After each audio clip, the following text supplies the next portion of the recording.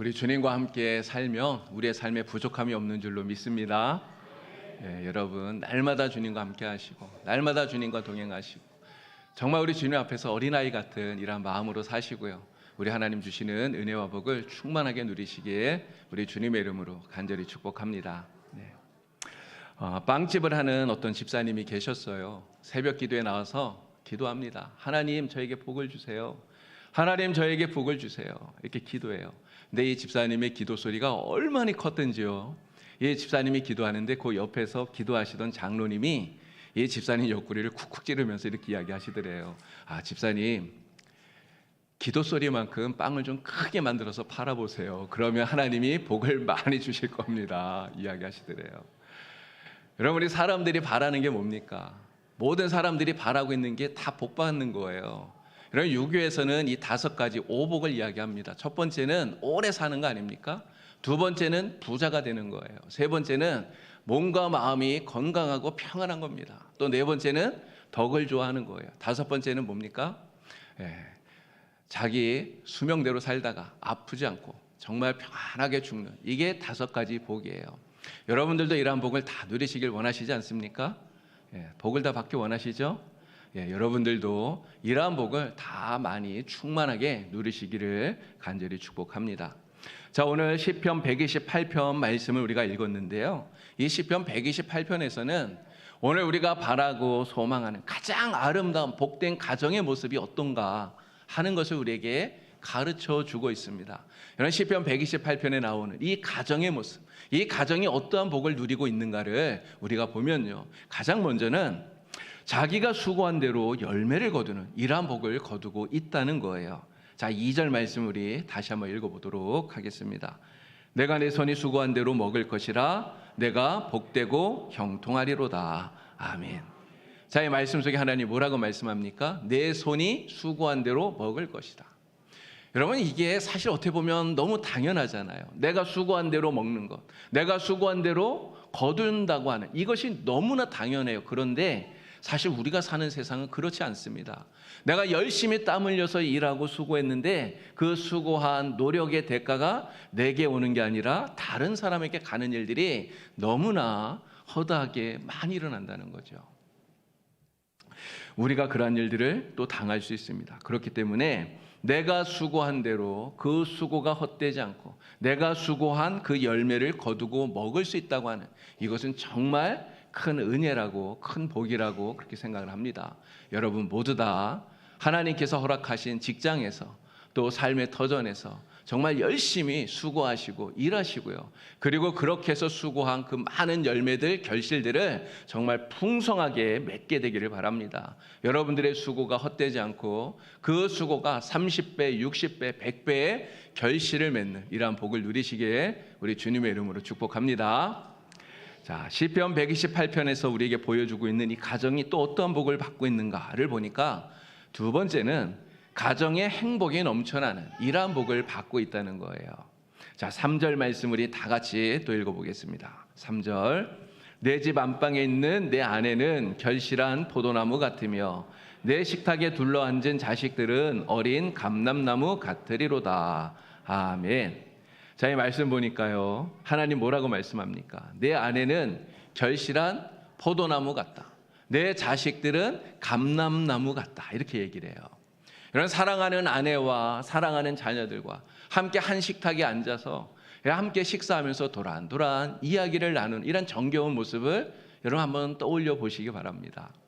이러한 모습이 우리에게는 정말 멀은 이야기 같아요. 이런 모습을 좀 갖고 싶은데 그렇게 되지 않을 때가 너무나 많다는 거죠. 정말 이런 모습은 생각만 해도 행복함이 느껴져요. 이런 가화 만사성이라고 말하지 않습니까? 집안이 화목하면 모든 것들이 만사가 잘 되는 법이죠. 자, 그런데 행복하지 않은 그러한 가정들이 사실은 너무나 많습니다. 두이 서베이라는 곳에서 설문조사를 했어요. 여러분의 가정은 행복하십니까? 라는 설문조사를 했어요. 그 설문의 결과가 이렇게 쭉 나와 있습니다. 그런데 맨 마지막에 보니까요. 우리의 가족은 행복하다라고 답한 사람이 53.3%래요. 그런데 우리 가족은 행복하지 않다라고 응답하는 사람이 12.4%나 된다고 하는 거죠. 여러분, 우리 집은 행복하지 않다 이렇게 생각을 하면 너무나 불행하지 않나요? 여러분, 남편이 우리 집은 행복하지 않아 이렇게 생각하면 어떻게 하겠습니까? 그 집에, 가정에 들어가고 싶을까요?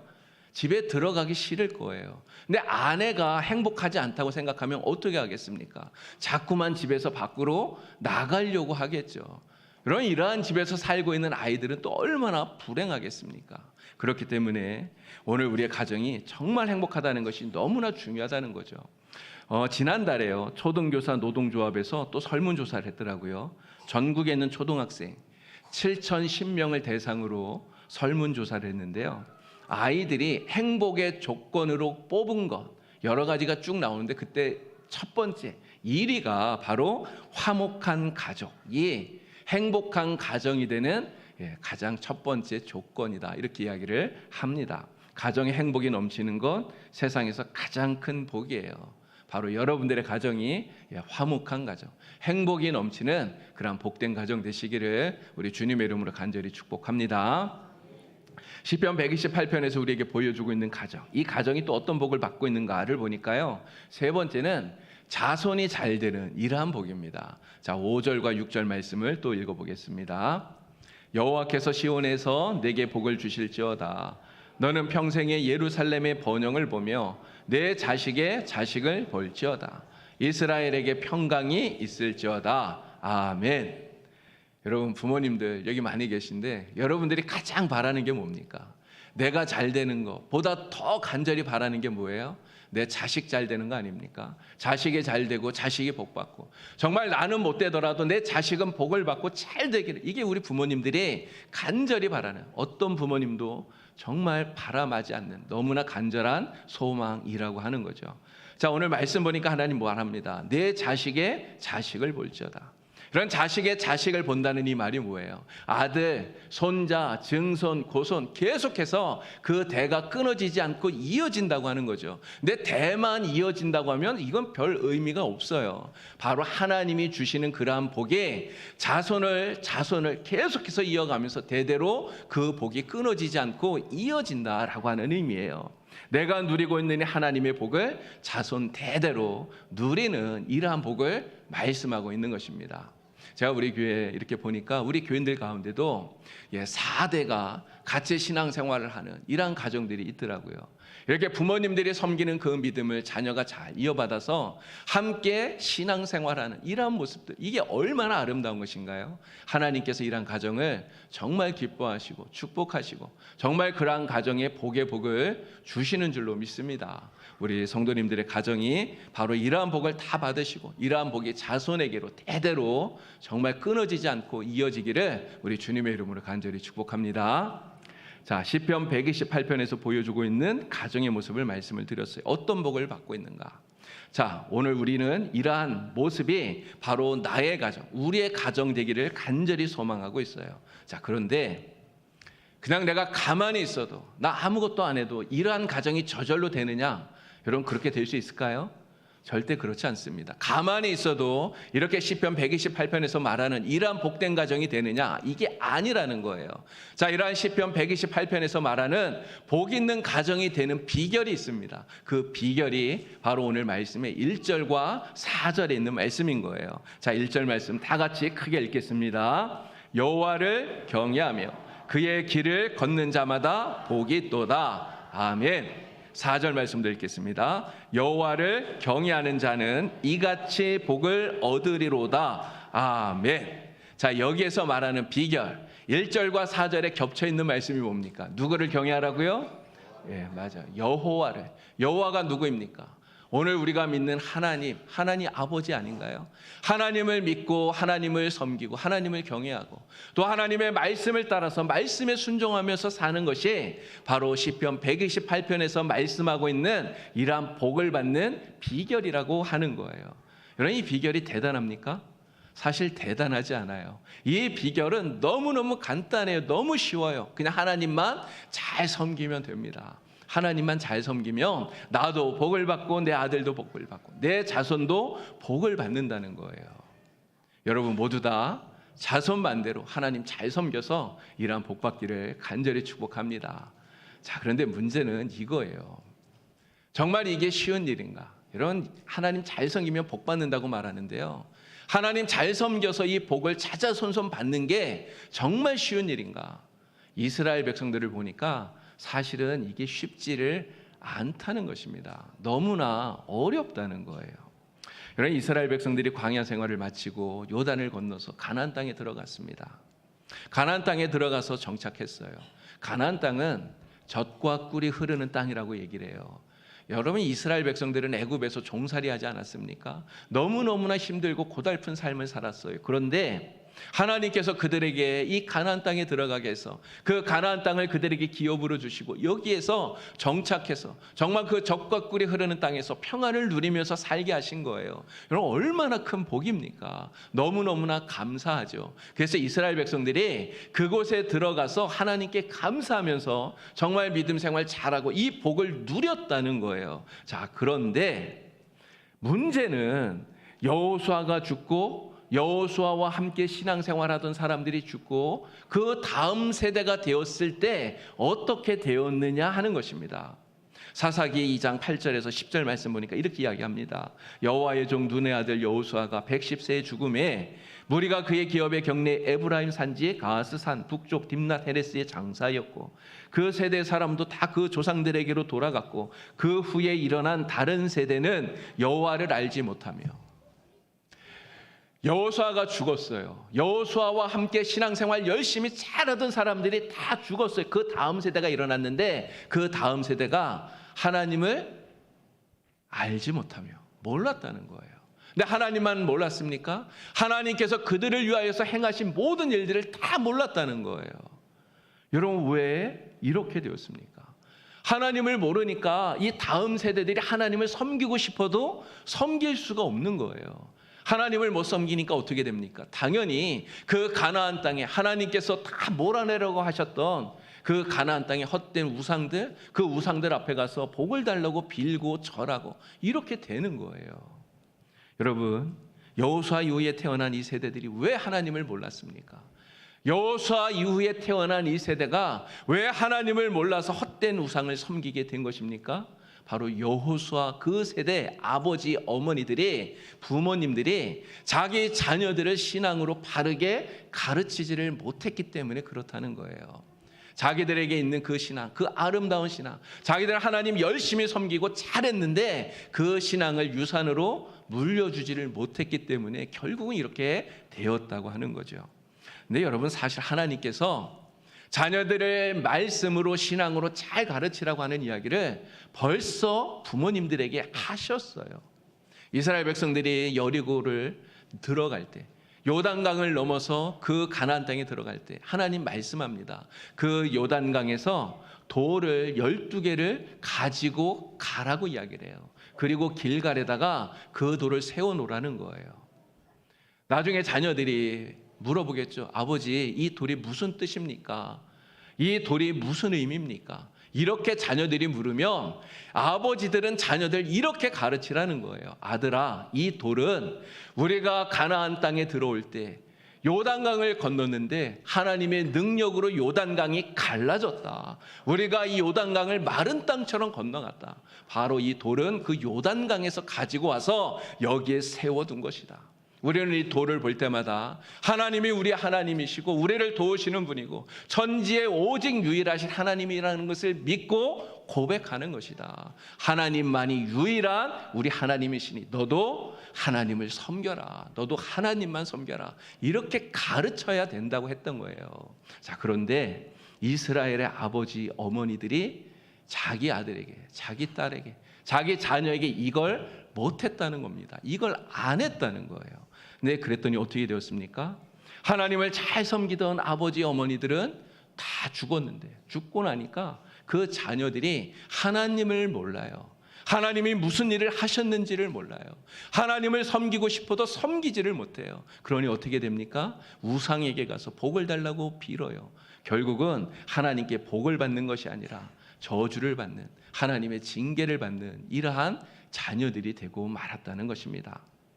여러분, 하나님의 복을 나도 받고 내 아들도 하나님의 복을 받고 내 손자도 하나님의 복을 받고 정말 자자손손 대대로 하나님의 복을 받기 위해서는 여러분 어떻게 해야 됩니까? 내가 하나님을 잘 섬기고 잘 믿어야 되지만 이걸로 끝나면 그러면 안 된다는 거예요. 내가 하나님 잘 섬기는 건 너무너무 중요합니다. 잘 섬겨야 돼요. 근데 여기서 끝나면 안 된다는 거예요. 어떻게 해야 됩니까? 내 아들도 하나님 잘 섬기고 내 손자도 하나님 잘 섬기고 증손자도 하나님 잘 섬기고 이게 대대로 하나님을 잘 섬길 수 있도록 내가 가지고 있는 이 아름다운 믿음을 유산으로 만들어서 자녀들에게 물려 주어야 된다는 거예요. 성경 보니까 이렇게 믿음을 자녀에게 잘 물려준 사람이 나와요. 그 사람이 바로 다윗입니다. 열왕기상 2장 1절에서 3절까지 있는 말씀을 우리 같이 읽어보도록 하겠습니다. 다윗이 죽을 날이 임박하매 그의 아들 솔로몬에게 명령하여 이르되 내가 이제 세상 모든 사람이 가는 길로 가게 되었노니 너는 힘써 대장부가 되고 내 하나님 여호와의 명령을 지켜 그 길로 행하여 그 법률과 계명과 율례와 증거를 모세의 율법에 기록된 대로 지키라. 그리하면 네가 무엇을 하든지 어디로 가든지 형통할지라. 아멘. 다윗이 죽을 때가 되어서 아들 솔로몬에게 유언을 남기는 거예요. 근데 지금 솔로몬에게 남기는 다윗의 그 마지막 유언이 무엇입니까? 너는 힘써 대장부가 되고 내 하나님 여호와의 명령을 지켜 그 길로 행하여 그 법률과 계명과 율례와 증거를 모세의 율법에 기록된 대로 지켜라 라는 거예요. 한마디로 말하면 이게 무슨 말입니까? 하나님 잘 섬기라는 거예요. 하나님 잘 섬겨라. 하나님 잘 섬겨라. 다윗은 자신이 평생토록 정말 하나님을 잘 섬기고 말씀에 순종하면서 믿음으로 살았던 바로 자신의 이 아름다운 믿음을 유산으로 만들어서 자기의 아들인 솔로몬에게 잘 전수해주고 있는 거예요. 너무너무나 아름답고 귀한 모습이지 않습니까? 자, 그러면 이 믿음을 유산으로 물려받은 자녀는 어떻게 해야 됩니까?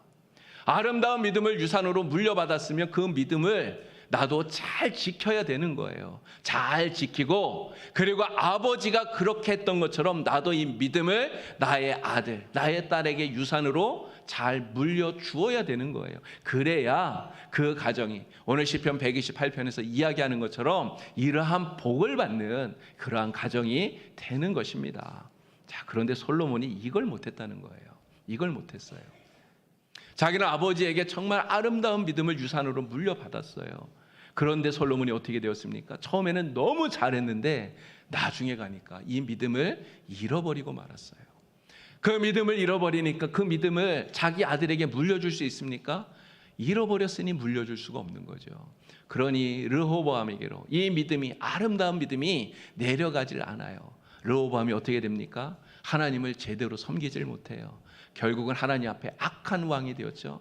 다윗이 솔로몬에게 통일 왕국을 물려주었는데 르호보암 때 어떻게 되었습니까? 그 나라가 통일된 나라가 남유다, 북이스라엘 두 나라로 갈라지는 이러한 불행을 겪게 된 거예요. 여러분, 아무리 유산을 물려받았다 할지라도요, 믿음을 유산으로 물려받았다 할지라도요, 이 믿음을 우리가 잘 지키지 못하고 그리고 그 믿음을 내가 또 잘 이어주지를 못하면 그러면 복을 받는 것이 아니라 오히려 불행하게 된다라고 하는 이 사실을 솔로몬이 오늘 우리에게 보여주고 있는 것입니다. 시편 128편이 보여주고 있는 이 아름다운 축복의 가정이 오늘 여러분들의 가정이 되기를 우리 주님의 이름으로 간절히 축복합니다. 자, 그러기 위해서 오늘 이 자리에 있는 부모님들, 우리 부모님들은 무엇을 해야 됩니까? 우리 부모님들이 해야 할 일은 지금 내가 하나님을 잘 섬기는 이 아름다운 믿음을 유산으로 만들어서 자녀들에게 물려주는 거예요. 여러분, 어떠한 유산을 물려줘야 되겠습니까? 기도의 유산을 물려줘야 돼요. 자녀들을 위해서 우리는 기도해야 됩니다. 여러분, 눈물로 기도한 자식은 망하지 않는다고 그러잖아요. 정말 자녀를 위해서 끊임없이 기도하는 기도의 유산을 물려주세요. 우리가 하나님을 예배하는 이 아름다운 예배하는 모습을 유산으로 만들어서 여러분 물려주시기를 바랍니다. 찬양을 하는 이 아름다운 모습을 유산으로 물려주시고 교회를 잘 섬기는 이러한 아름다운 섬김의 모습을 믿음의 유산으로 만들어서 자녀들에게 잘 물려주시는 우리 부모님들 다 되시기에 주님의 이름으로 축복합니다. 자, 우리 가정이 시편 128편에서 보여주고 있는 이러한 아름다운 축복의 가정 되기 위해서 그럼 우리 자녀들은 무엇을 해야 됩니까? 부모님들이 우리에게 물려주신 이 아름다운 믿음을 잘 지켜야 돼요. 절대로 잃어버리면 안 됩니다. 오늘 우리 유치부 또 아동부, 중고등부 우리 청년들 같이 예배하고 있는데 정말 우리 명심해야 돼요. 부모님들이 우리에게 물려주신 이 아름다운 믿음 잃어버리지 않도록 이 믿음을 잘 지키는 여러분 되기를 바랍니다. 또 하나님 잘 섬기면서 언제나 하나님 앞에서 우리 부모님들을 사랑하고 부모님들을 공경하고 또 부모님 말씀에 순종하고 부모님께 효도하면서 그렇게 살아가는 자녀가 되기를 바랍니다. 그리고 우리에게 물려준 이 아름다운 믿음 우리의 자녀들, 우리의 후손들에게로 잘 물려줄 수 있는 우리 자녀들이 다 되기를 우리 주님의 이름으로 축복합니다. 그래서 우리 봉산교회 모든 성도들 가정마다 오늘 시편 128편에서 이야기하는 이러한 아름다운 축복, 놀라운 축복, 정말 복받는 가정 다 되시기에 우리 주님의 이름으로 간절히 축복합니다. 기도드리겠습니다. 하나님 아버지, 우리 봉산교회 모든 성도들의 가정이 정말 아름다운 하나님의 복을 받는 가정 되기를 간절히 원합니다. 부모님께 물려받은 귀한 아름다운 믿음의 유산 우리 자녀들은 잘 지켜 나가게 하여 주시고 또 우리 부모님들은 이러한 믿음을 자녀들에게로 잘 이어줄 수 있는 그러한 믿음의 가정들이 되게 하여 주시옵소서. 그래서 우리 봉산교회 성도들 가정마다 아름다운 믿음이 자자손손 유산으로 이어져서 영원히 하나님의 복을 받는 복받는 가정들이 되게 하여 주시옵소서. 예수님의 이름으로 간절히 기도드리옵나이다. 아멘.